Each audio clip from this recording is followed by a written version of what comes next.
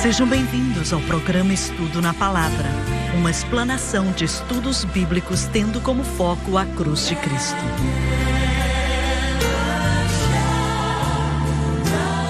Bem-vindo hoje ao Estudo na Palavra. Eu sou o evangelista Jimmy Swaggart com Lauren Larson, Dr. Don Paul Gray, David Borg e John Rosenstern. É uma grande alegria estar com você aqui hoje.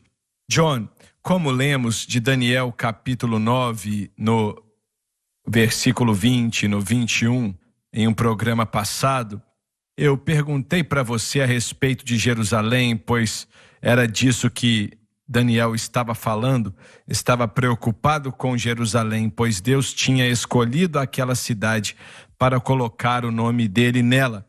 E ainda assim, nessa época, Jerusalém estava despedaçada, não sobrou nada ali. Tinha virado ruína.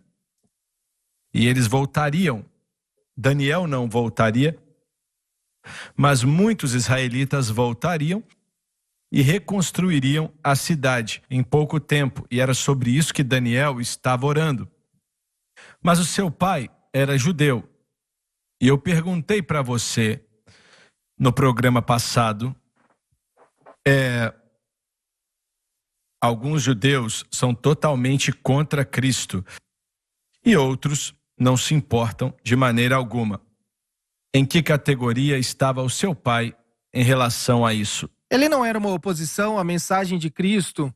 Lembre-se que ele cresceu em Berlim, Alemanha. E Berlim era uma cidade conhecida pelo seu pensamento teológico. Você tinha os católicos romanos e os protestantes, que eram conhecidos na cidade. Então ele conhecia bem isso. Eles eram, como posso dizer, ridicularizados na escola quando criança, de acordo com o testemunho do meu irmão e do meu tio. Os judeus eram criticados, mas não eram expulsos da sociedade. No princípio. No começo, nos primeiros anos. Mas à medida que eles progrediram, durante a década de 30, na medida que algumas novas leis eram aprovadas a partir da lei de Nuremberg de Hitler, passaram a proibir os judeus de trabalharem e de participarem na sociedade, até que eles ficaram isolados. Isolados nos campos de concentração. Algumas rotas de fuga. Ele saiu antes, não é? Eu ia dizer isso. Ele teve o privilégio de chegar até a Inglaterra. Havia 3 rotas de fugas. Inglaterra para o leste, para a Polônia, e alguns conseguiram, e outros tentaram fugir para entrar em Israel. O desafio de entrar em Israel é que o papel branco era liberado por Chamberlain na Inglaterra e era permitido a apenas 5.000 por vez. Por que a Inglaterra teve o direito de fazer aquilo? Por causa do Hitler. Por algum motivo, ele Isso era foi bem por causa convincente. da Primeira Guerra Mundial? Em que sentido? Em relação à Inglaterra ter posse? Sim. A Inglaterra e a França separaram a área que antigamente era o Império Otomano. Havia 2 indivíduos chamados Picot e Sykes na Inglaterra, e o acordo ficou conhecido como Acordo Picot e Sykes, que dividiu a terra. E basicamente eles decidiram que entregariam a terra para isso ou para aquilo. Mas eles tinham o direito de fazer aquilo? Sim, senhor, eles não tinham. E aí que eu acho que veio todo o dano para a região do Oriente Médio. E é o que conhecemos como Mandato Britânico. Não era, mas mais uma vez com a guerra perdida e com a derrota da Turquia na guerra, com os maldosos atos, o Império Otomano foi derrotado. Então a Turquia foi colocada lá para ser mais ocidentalizada. A Turquia começou a se desenvolver, então a terra se dividiu e os acordos que foram entregues para os judeus, conhecidos como a Declaração de Balfour, do Lord Balfour, entregou para Israel uma porção bem proeminente, mas a Inglaterra não honrou isso. E não entregou para Israel a sua porção de terra, mas foi entregue para os árabes que eram amigáveis aos aliados, partes grandes de terras. E aí que nasceu o Iraque, a Síria. O petróleo teve alguma coisa a ver com isso? O petróleo tem tudo a ver com isso, irmão Swaggart. E tem tudo a ver com aquilo que estava acontecendo no Irã. E foi quando começou a extração de petróleo e o desenvolvimento daquela região também. Então a Inglaterra teve um impacto muito grande.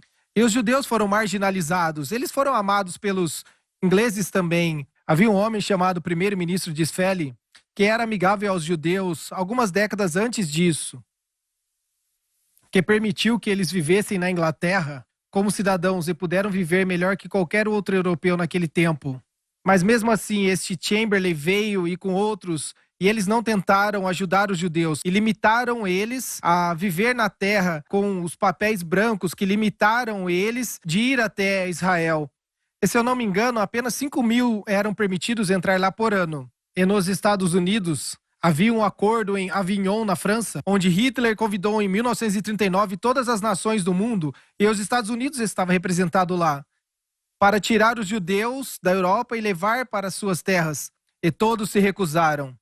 Então o mundo era complacente de não deixar Israel ser removido. O plano de Hitler não é inteiramente conhecido naquilo que ele gostaria de fazer no que diz respeito à exterminação daquele tempo. Eles não tinham a mínima ideia de que ele iria fazer isso.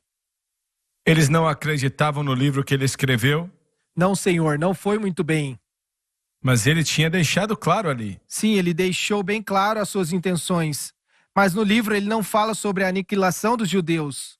Mas há uma crítica sobre quem eles são e o que eles fizeram. Basicamente, lançaram sobre eles toda a culpa pelo que aconteceu à Alemanha e aos seus. Foi um livro muito lido e muito popular, principalmente na Alemanha. E na Europa também. Os planos de Hitler eram tão demoníacos que eu não acho que as pessoas acreditavam que as intenções desse homem pudessem ter acontecido dessa forma. Mas com a ajuda da propaganda, com a ajuda das mentiras e com a ajuda de Satanás, ele foi capaz de fazer aquilo que inicialmente ele começou a fazer. Mas o seu pai saiu antes de piorar. O meu tio, ele conseguiu fugir em 1935, ele era um médico. E muitos médicos começaram a ver o sistema de saúde ser muito comprometido na Alemanha. O sistema universal de saúde não funcionava. Então muitos médicos decidiram sair. Então meu tio-avô acabou indo para os Estados Unidos, meu tio Ivan Rosenstern, e começou a atuar na medicina em Chicago, em Illinois. E ele conseguiu patrocinar o meu pai. Quando ele fugiu da Alemanha, ele conseguiu escapar. Só um instante. Ele saiu como? Eles tiveram muita sorte. E essa é uma história que continua intrigando a ele e a todos. E é aí que eu acho que a sua fé não acabou num ateísmo. Enquanto eles tentavam fugir da Alemanha, eles tiveram que comprar uma passagem de avião. E quando eles foram fazer isso, o meu pai, meu tio e a minha avó, eles foram pegar uma passagem de avião. E havia um nazista lá que acabou ajudando eles. E ele sabia que eles eram judeus. E por alguma razão, ele olhou para eles por alguns minutos. Ele poderia ter prendido o meu pai, pois ele tinha idade para isso. Ele disse, aprovado. Deixou eles passarem. Então eles conseguiram entrar no avião, foram para a Inglaterra. Só um instante. E o seu pai, mais tarde, porque quando isso aconteceu ele não estava salvo. Não. Mas depois ele entendeu que foi o Senhor. Sim, ele percebeu que era a mão de Deus que o abençoou. Pois eles estavam com muito medo. Ele tinha 18 naquela época. E o meu tio era um pouco mais novo. Foi o seu avô que tinha uma cadeira cativa na Bolsa de Valores de Berlim? Sim, na Bolsa de Valores de Berlim. Ele cuidava do dinheiro das famílias mais ricas da Alemanha. Ele era amigo de Hjalmar Schacht, que era o responsável financeiro do partido nazista. É interessante que Hjalmar Schacht, ele acabou sendo preso no julgamento de Nuremberg após a guerra, e ele nunca foi um nazista. Ele nunca concordou com os princípios nazistas. Ele ia até a casa do meu avô e contava para ele, Paul Hauserstein, ele contava, o Hitler nunca virá atrás de você, pois você faz parte da classe rica da cidade. Mas nessa época, grande parte da Alemanha acreditava nisso, não é? Sim, a maioria dos judeus pensavam que eles não iriam atrás deles. Eles não entendiam isso no começo. Estamos falando de 1933, 34, na realidade, 35. Ele acabou com a inteligência da nação alemã. Ah, sim. Porque os judeus contribuíam, como era em qualquer país. Eles receberam uma licença e uma bênção ao invés de qualquer outra coisa. Empreendedorismo, as indústrias bem inteligentes, na área das ciências, avanços, em todos os países que eles estiveram. Mas sabe, você olha para o que aconteceu com o povo alemão. Duas coisas. Com Hitler, eles tinham saído de uma depressão muito dura sobre o povo alemão após a Primeira Guerra Mundial.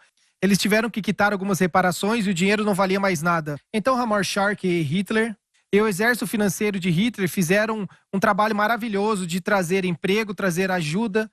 E é aí que eu imagino que as pessoas marginalizaram os judeus, porque Se você estivesse fazendo negócio com os judeus e eles não estivessem no mesmo lado que vocês, você poderia pegar todo o dinheiro deles. Então havia um grande débito entre os alemães e os judeus que eram empreendedores, com os bancos, que poderiam segurar o dinheiro deles. Então houve uma bênção financeira muito grande. Até mesmo os judeus que foram para os campos de concentração, os itens foram tomados, até mesmo dentes de ouro, dinheiro, tudo que eles tinham foi roubado deles. E Hitler usou para sua máquina de guerra.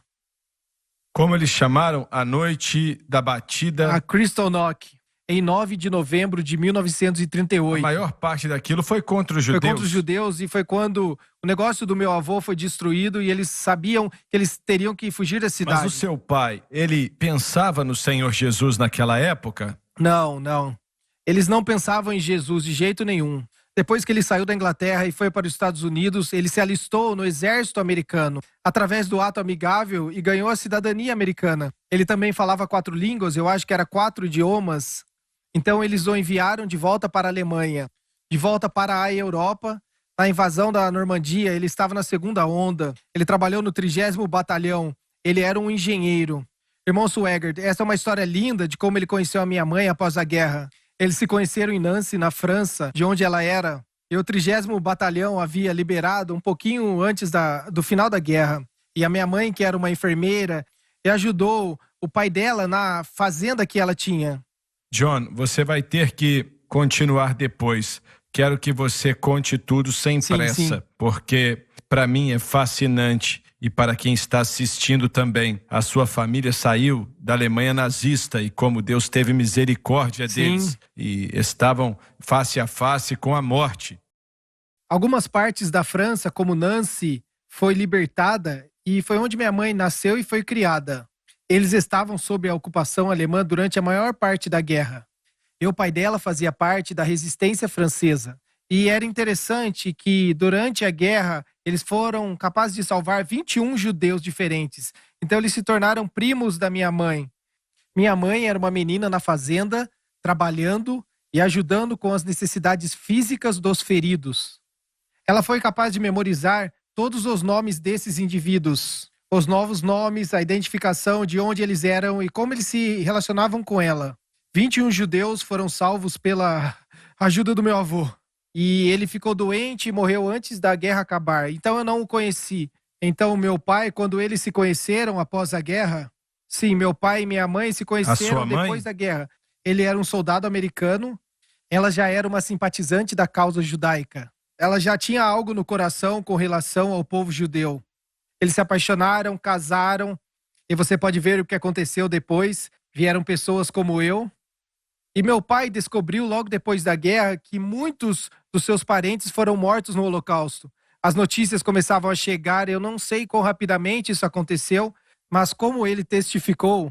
Só um instante, ele nunca mais voltou para a Alemanha? Sim, ele voltou para a Alemanha, ele voltou para a França durante a campanha da Coreia, pois ele ainda estava no exército. E minha mãe e meu irmão mais velho estavam lá por alguns anos, enquanto ele estava naquela campanha. Mas depois disso, ele a buscou na França e a trouxe de volta para casa, nos Estados Unidos. Estavam em Chicago, Illinois. A sua mãe, quando ela encontrou o Senhor? Minha mãe foi criada na Igreja Católica Romana, pois a Igreja Católica era muito forte na França. Mas durante a guerra, com toda a destruição que aconteceu lá, eu não posso dizer que houve uma proibição de religiões pelos alemães que ocupavam a França, mas os prédios foram destruídos. A Igreja Católica Romana não era mais a mesma coisa na sua fé. Então eu creio que ela começou a desenvolver uma fé em Cristo lá.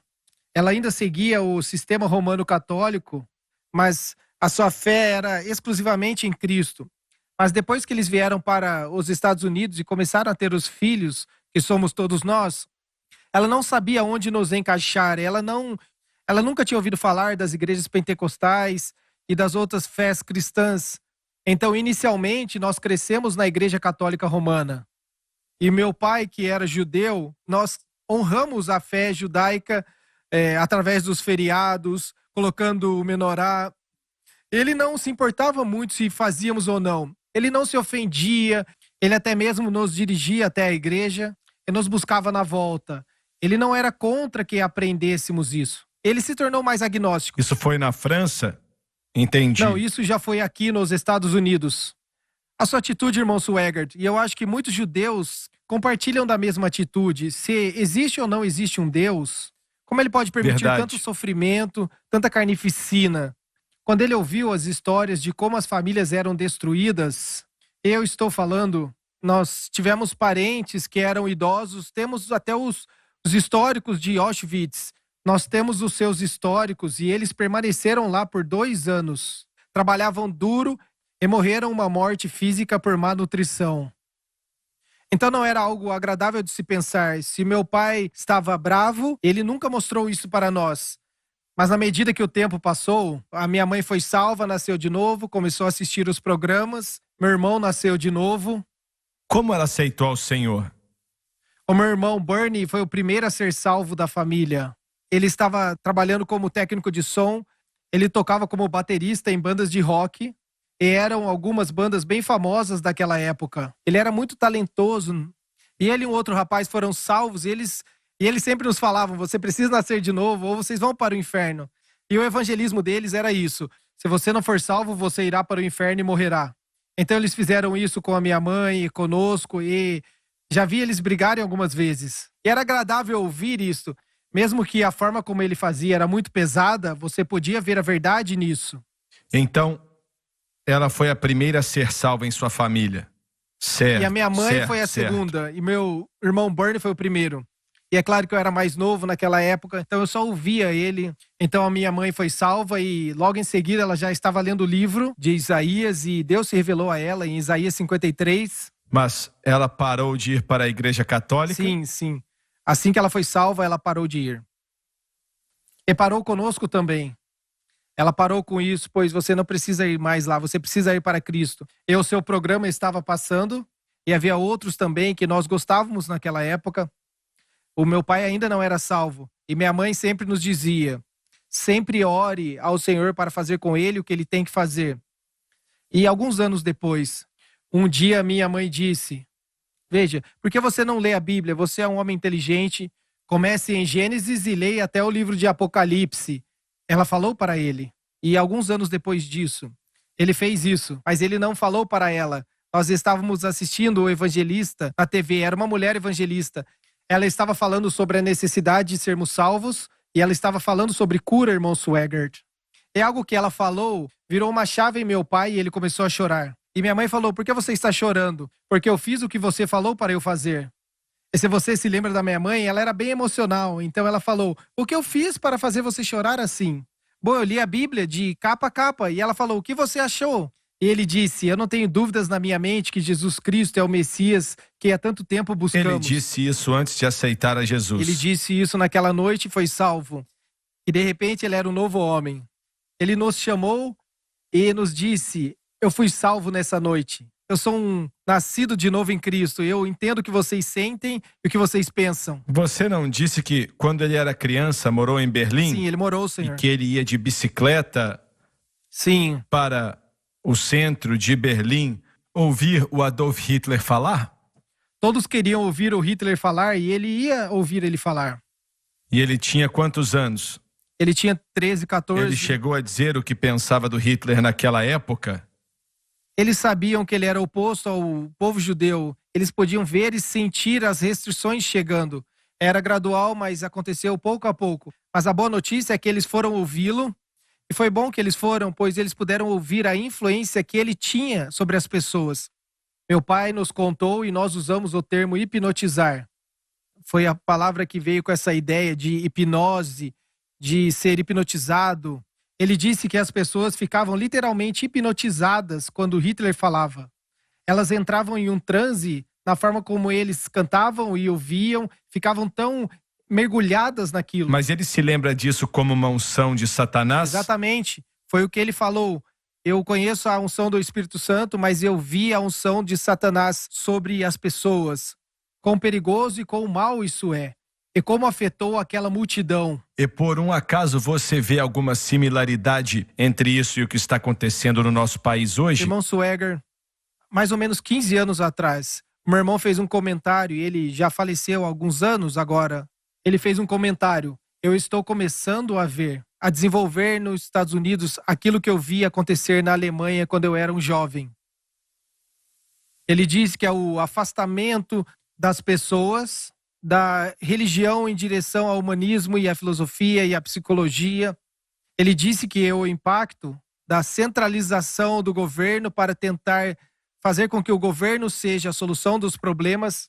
Estas eram as sementes que começaram a serem semeadas na Alemanha. E ao invés de confiarem em Deus, eles confiavam no governo. O fascismo é um tipo de socialismo. A diferença é que o fascismo... Explique o que é fascismo. Fascismo é uma forma de socialismo que não tira a propriedade individual dos negócios das pessoas, mas regula os negócios pelo governo, onde a empresa passa a não poder mais administrar a empresa e nem mesmo empreender. E era isso que estava acontecendo na Alemanha na época, o fascismo, não é? Sim, fascismo. Fascismo-socialismo. E foi emprestado em parte do que eles viram acontecer na Itália, mas o Hitler foi além e transformou num poder ditatorial que foi além do fascismo. Ele era o ditador do todo. Certo, verdade. Ele passou as regras e leis de uma forma que ele era a voz final de tudo. Mas foi difícil para o seu pai, sendo judeu? Foi difícil para ele, em algum momento ali, quando ele aceitou a Jesus? Ou será que algo mudou rapidamente no comportamento dele? Eu vi uma transformação imediata nele. E eu acho que ele entendeu sobre o judaísmo, e estamos acabando o tempo. E quando eu olho para o judaísmo hoje, está tão secularizado comparado com o que acontecia na Alemanha. Não é o que chamamos de judaísmo tradicional ou judaísmo ortodoxo. Falando de forma generalizada, dos judeus de antigamente, estamos falando das pessoas que foram secularizadas, as pessoas que se assimilaram à sociedade, que estão escondendo o seu judaísmo para poder sobreviver e serem aceitos pela sociedade. Eu sei que alguns judeus discordam disso, mas eu sei que alguns judeus que moraram na Alemanha são testemunhas disso hoje, que elas assimilaram. Foi Hitler quem começou a separá-los das leis. Será que é porque eles culpavam mais a Deus pelo Holocausto do que Adolf Hitler? Eu não vejo dessa forma, irmão Swagert. Arthur Katz, ele trouxe de forma muito boa no seu livro O Holocausto, lidando com a ideia de o Holocausto sendo onde estava Deus durante o Holocausto. Essa é a pergunta que foi feita. Eles não viam a si mesmos como vivendo os pecados que foram cometidos pelos seus pais, mas que na verdade é a mesma, é a rejeição de Jesus Cristo. É a rejeição aqui até que nós aceitemos Jesus como nosso Salvador. Então você não acha que houve culpa alguma? Porque eu preguei uma mensagem em Dallas, no Texas, e foi uma cruzada que fizemos lá. Acho que tinham 15 mil pessoas ali naquela noite, e eu Sim. não tenho mais tempo. O que acontece com vocês está acontecendo comigo. Vamos continuar no próximo programa. E foi muito bom ter você aqui hoje. E acredito que você gostou do que ouviu. E não perca o próximo programa.